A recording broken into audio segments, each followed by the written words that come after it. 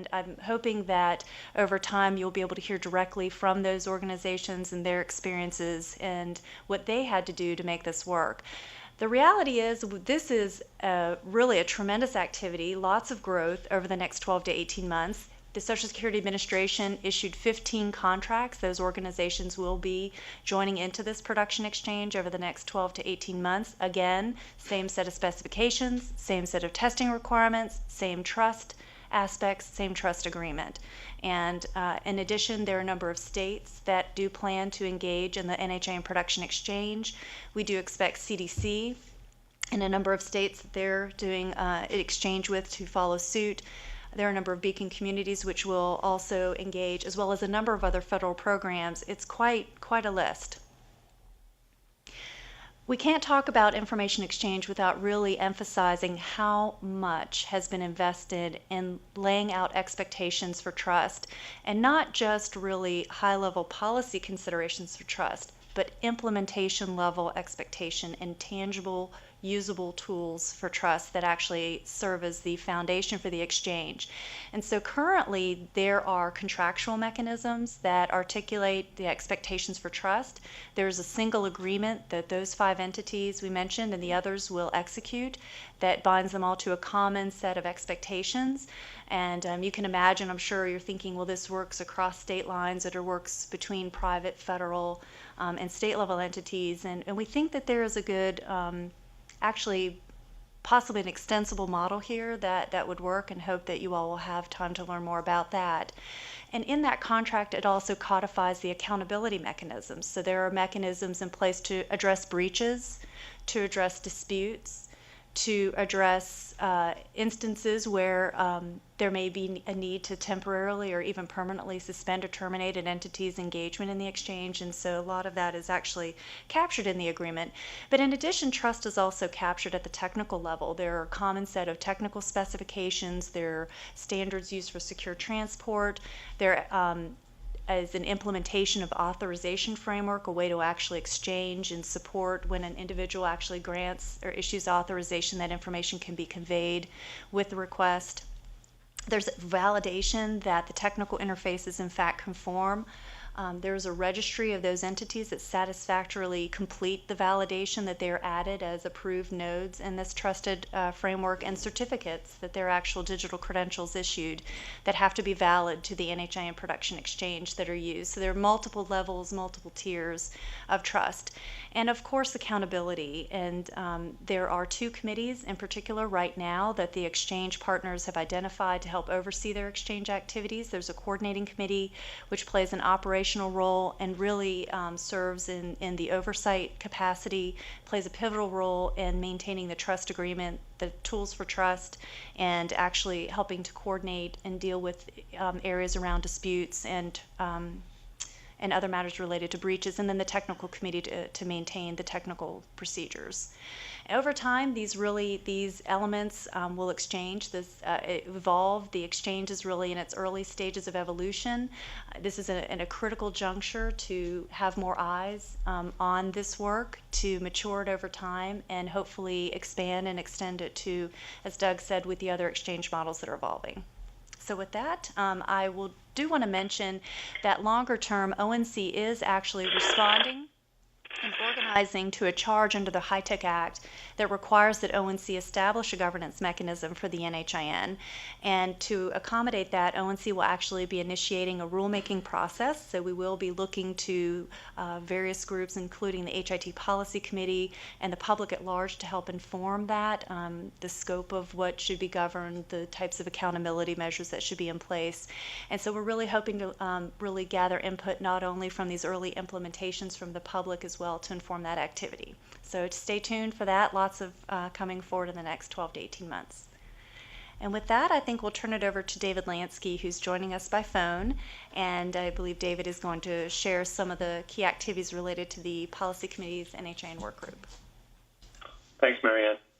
Thank you, Laura, and the entire group for letting us come and talk to you about this today. As Mariann and Doug have indicated, we're making incredibly rapid progress in trying to sort out the right way forward at the nationwide level to support the health information exchange requirements that are implied by the meaningful use criteria.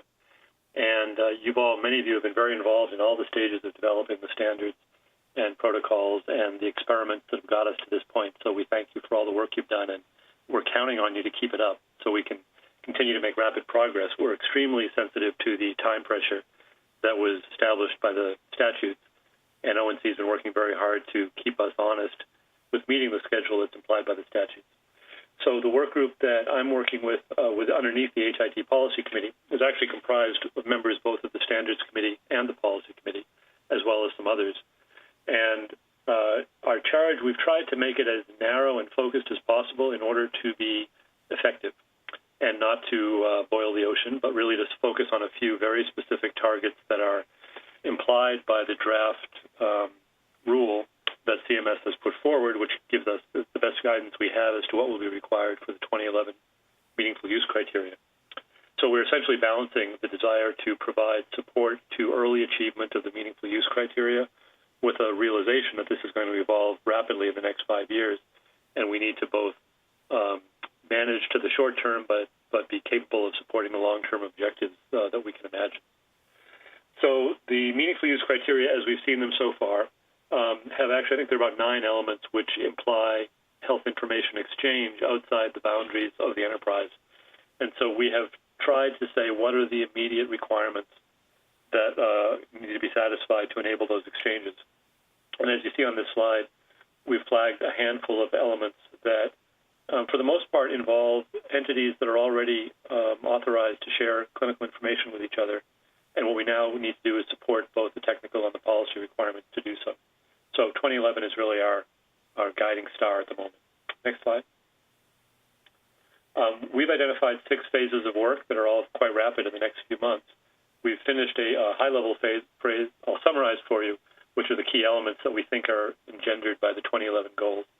We just last week reported on our review of what kind of enabling organizations need to be in place to support information exchange. I'll summarize that for you in a second.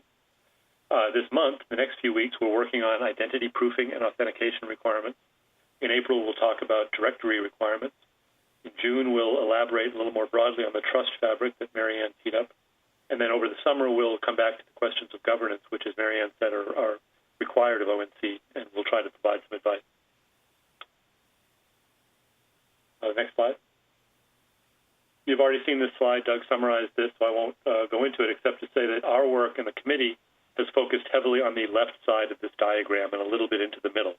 That is, we are taking as a given the very fine work of the NHIN Collaborative and the robust Connect tools, and really asking ourselves, for the independent eligible professional, for the small hospital, what are the least burdensome, most accessible and available tools that we can enable to support meaningful use in the light-duty applications of information exchange.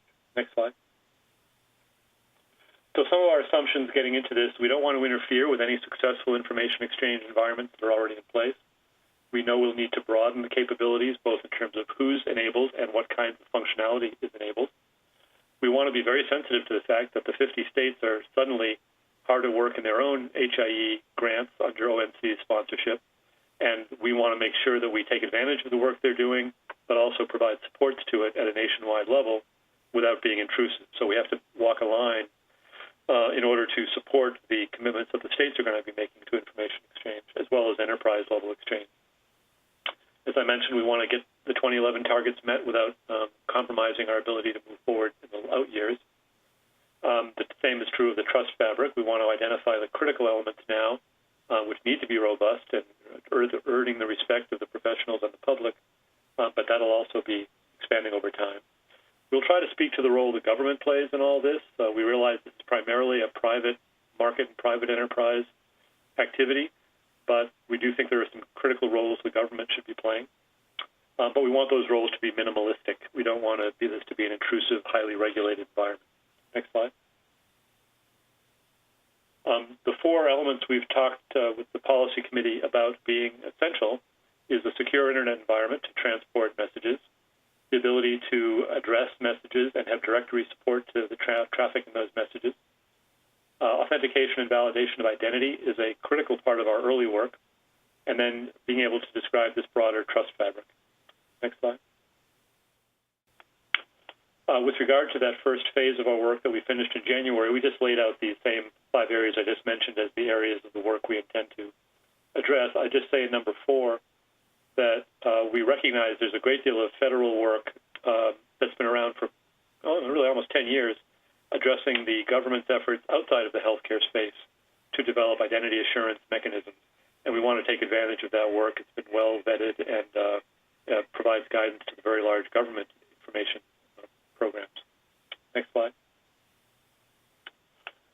So the phase 2 work we just reported on to the policy committee this past week, and we focused on what we're calling enabling organizations. We used to call these intermediaries, but we didn't want to create a notion in people's minds that we imagine another level of information bureaucracy that is a gatekeeper to information exchange. We want to support a very flat network model where a lot of existing Internet users are capable of sharing information with each other, so long as they conform to some standard services and specifications as they use the Internet to traffic and information. So there may be quite a wide variety of enabling services, some of which are organizations, which support this secure means of traffic. So the standard services and specifications should enable providers to transport information over the Internet in a secure and trustworthy way. And as Doug mentioned at the outset, we want to enable simple users to interoperate with complex users and vice versa. So we don't want to overspecify the requirements that are needed by all users to make use of the system, even though some may have more elaborate requirements and capabilities than others. The policies for confidence and assurance require a trust framework, and we are gradually fleshing out what we mean by that. I'll give you some highlights of that here in a moment. Especially with regard to identification, proofing of identity, and the exchange of credentials to support identity across the network. The mechanisms to oversee this set of exchanges, transparency, oversight, accountability, redress, and enforcement, is something we're going to talk more about. I think a critical issue here is whether or not the enabling organizations need to be certified by some authority, whether that's a government authority or a private sector authority. We are certainly going to talk about the need for certification of these enablers, but we haven't yet come down on quite how we're going to propose to do that. We realize that the end users may need an additional level of discussion and enablement, if you like. And I think just to simplify this a little bit, we realize that many of the initial generation of enabling organizations will be existing provider enterprises, hospital networks, IDNs, IPAs, and so on, who already have within their boundaries a large network of end users, doctors, hospitals, clinics, pharmacies, whatever they may be. So the question is, at the nationwide level, we may be able to provide some policy and technical guidance to the organization. Do we also have to say something about the relationship those organizations have to the end users within their networks? That's something we're going to come to, but we haven't yet addressed. And this, in turn, frankly, leaves aside the question Doug raised of consumer participation and how they are going to be effectively credentialed and certified. In terms of the role of government, our view at this phase is the government has a key role in assuring the trust framework and ensuring privacy and security for the public and all the users. And part of the way we will execute that is for the government to identify standards and services, and where they're not already available in the marketplace, identify ways to make sure they are available to the eligible professionals under the Meaningful Use program. Next slide. So we issued recommendations in 4 areas: policies, the technical requirements, the enabling organization's role, and the government's role, and I'll just summarize those quickly here. Next slide. With regard to policies for the less complex forms of exchange, we think they need to exist. Policies need to be identified with regard to provider identity and addressing, authentication and identity assurance, information sharing and information routing in a secure manner. We think that the policies have to be coordinated between state activity and national activity. And we will do that in terms of our work plan collaboratively with 2 other work groups under the policy committee, the Privacy and Security Work Group and the Health Information Exchange Work Group. Next slide.